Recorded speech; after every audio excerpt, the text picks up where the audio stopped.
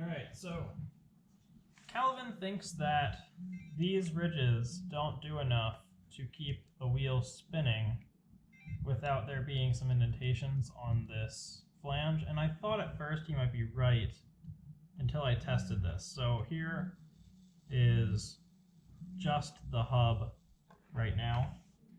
I am going to put tire on. No washer whatsoever.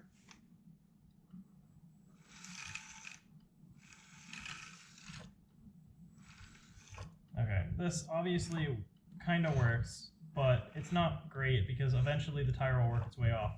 So what I'm going to do is I'm just going to put the washer and the screw on here, but I'm not even going to tighten it down.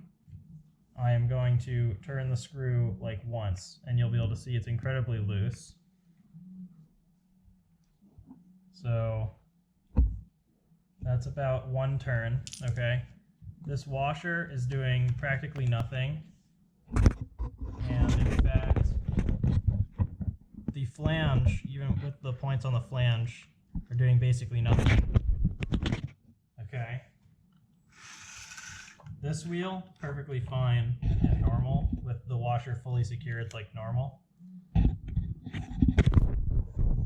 Now, let's see if it drives.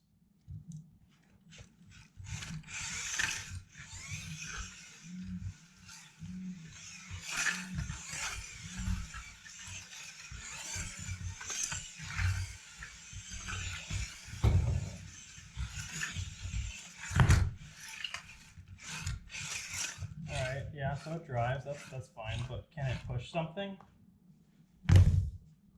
That is a 8-ounce dead blow hammer coated in rubber. Okay, that was a bad angle for it.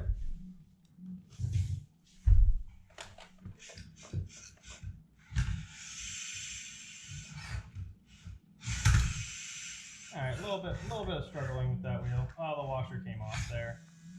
Okay, well, yeah, it unscrewed itself. That's not the best.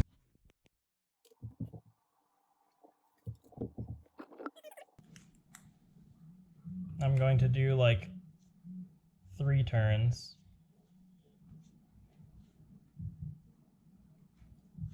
You can still see this is not pressed onto the flange at all, and I can clearly rotate the tire without the hub turning at all. But with the weight of the robot on it,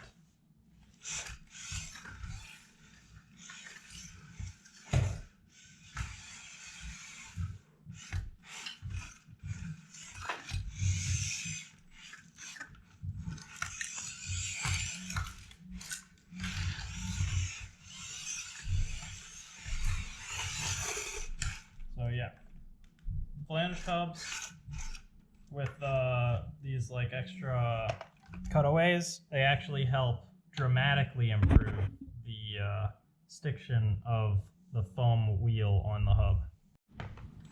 Alright, I've now properly secured both tires correctly, so they're actually kind of compressed onto the hubs. So now we can see how it drives normally.